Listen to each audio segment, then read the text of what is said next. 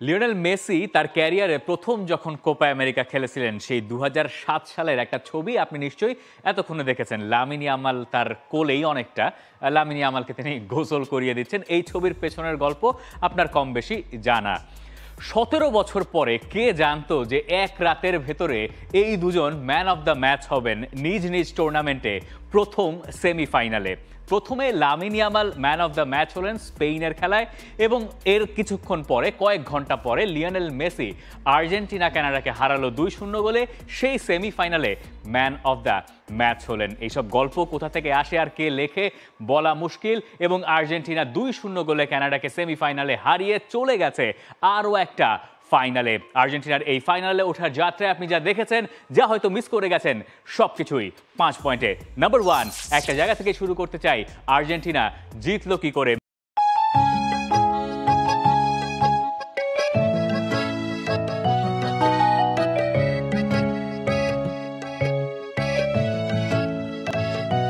মেসির সঙ্গে ছবি থাকলে আজকাল ভালো বোধহয় করা যাচ্ছে টুর্নামেন্টে, এবং আর্জেন্টিনা এই ম্যাচে লিড যে নিল সেটা ইউলিয়ান আলভারেজের একটা গোল থেকে। এবং আলভারেজেরও ছবি একটা আছে লিওনেল মেসির সঙ্গে, যখন তিনি ছোট ছিলেন সেই সময় মেসির সঙ্গে। এই ছবিটাও বেশ পুরনো, আনা আসলে কারণ এখন যেহেতু এই ছবি নিয়ে অনেক বেশি কথা হচ্ছে সেই কারণে।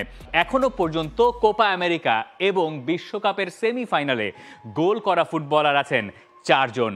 রোমারিও একজন, ডিয়েগো ফোরলান একজন, ইউলিয়ান আলভারেজ একজন, লিওনেল মেসি আরেকজন। সেই কাতারে ঢুকে গেছেন ইউলিয়ান আলভারেজ, এবং তার ওই গোলটা আর্জেন্টিনাকে অনেকটুকু সাহায্য করেছে ম্যাচটাকে অনেক বেশি সহজ করে দিতে। যদিও ম্যাচটা যে অতখানি সহজ ছিল সেটাও নয়। এই স্ট্যাটগুলো দেখলে আপনি মোটামুটি বুঝতে পারবেন যে আর্জেন্টিনার সঙ্গে কানাডা মোটামুটি ভালো লড়াই করেছে।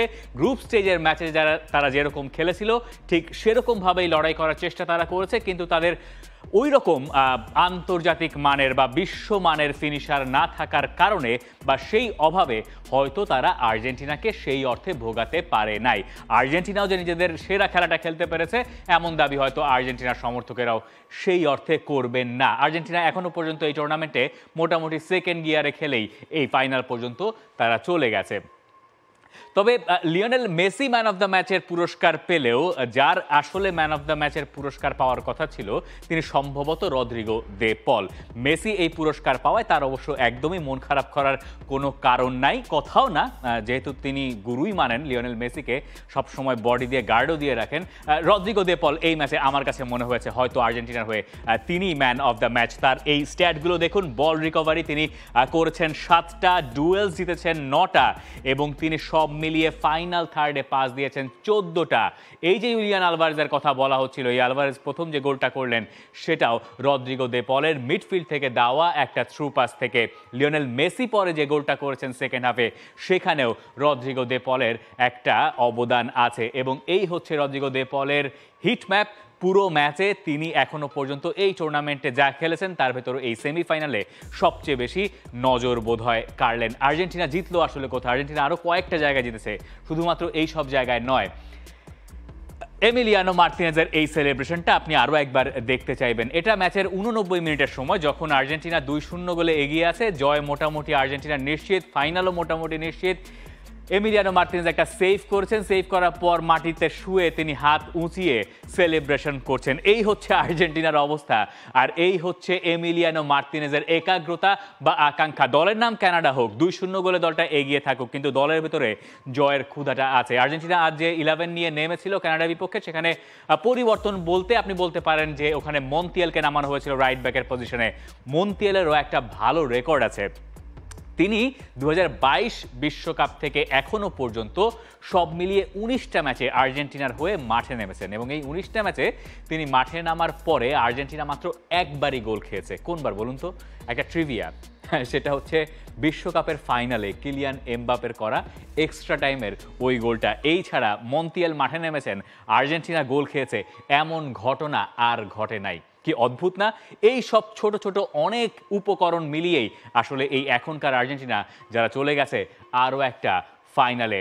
পয়েন্ট নম্বর 2, লিওনেল মেসি নামা। মেসি গোল করেছেন, এবং মেসি ওই গোল করে আন্তর্জাতিক ফুটবলের সবচেয়ে বেশি গোল করাদের তালিকায় আলী দায়ীকে ছুঁয়ে ফেলেছেন। ইরানের এই স্ট্রাইকার বহুদিন ধরে আন্তর্জাতিক ফুটবলের সর্বোচ্চ গোলদাতা ছিলেন। ক্রিস্টিয়ানো রোনালদো তাকে ছাড়িয়ে গেছেন আরও বহুদিন আগেই। লিওনেল মেসি এখন আলী দায়ীকে ছুঁয়ে ফেললেন এবং ফাইনালে যদি লিওনেল মেসি গোল করতে পারেন তাহলে হয়তো এই 2 নম্বর জায়গাটা মেসির জন্যই বরাদ্দ থাকবে। মেসি গোলটা করেছিলেন কি করে? মেসি গোলটা করেছিলেন একটু ভাগ্যের সাহায্য ছিল। এনজো ফার্নান্দেজ শট করেছিলেন, কিন্তু মেসির বুদ্ধিমত্তার পরিচয় আপনাকে সেখানে দিতে হবে। আপনি বলতে পারেন যে এনজোর গোলটা বোধহয় মেসি কেড়ে নিয়েছেন, ঘটনা এমনটা ঘটে নাই। মেসির ওই টাচটা না থাকলে হয়তো গোলকিপার সেটা ঠেকিয়ে দিতে পারতেন এবং তাকে কর্নেলিয়াস কানাডার ফুটবলার অন সাইডে রেখেছিলেন বলেই মেসি ওই জায়গা থেকে টাচটা দিয়েছিলেন।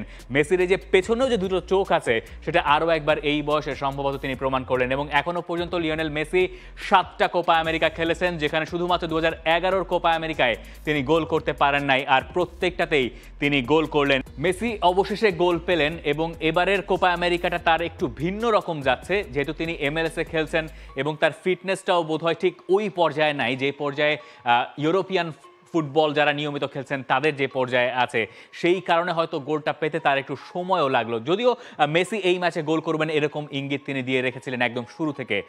ফার্স্ট হাফে একটা শট নিলেন, বাইরে দিয়ে গেল। সেকেন্ড হাফেও ট্রাই করেছিলেন, সেটাও বাইরে দিয়ে গেল এবং অবশেষে তিনি সেকেন্ড হাফের 51 মিনিটের সময় তিনি তার ওই ডেডলকটা ভাঙলেন। মেসির আরও কিছু জায়গায় বলার আছে। মেসি এখন কোপা আমেরিকার অল টাইম টপ স্কোরার।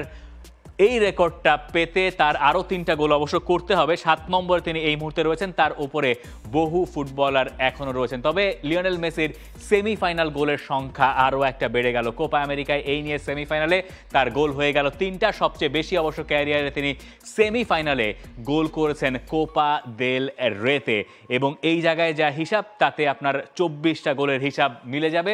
এগুলো লিগস কাপ বা তিনি যখন বার্সেলোনায় খেলেছেন, তিনি যখন পিএসজিতে খেলেছেন, সব কিছু তার পুরো ক্যারিয়ারে তিনি সেমিফাইনালে যতগুলো গোল করেছেন তারই একটা হিসাব কিতাব।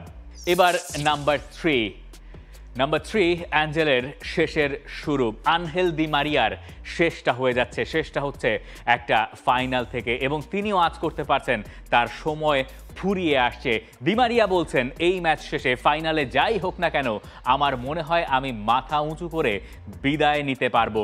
আমি সব দিয়েছি, সব আমার জীবন দিয়ে দিয়েছি এই জার্সির জন্য। একটা সময় ছিল যখন এসবে কাজ হয়নি, এখন হচ্ছে।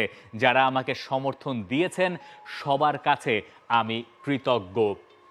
ফাইনাল ম্যাচটা খেলার আগেই আনহেল দি মারিয়া কৃতজ্ঞতা প্রকাশ করে যাচ্ছেন এবং আর্জেন্টিনা ভক্তরা বা আর্জেন্টিনা ভক্ত হওয়া লাগবে না, দি মারিয়াকে আসলে কে না মনে রাখবেন।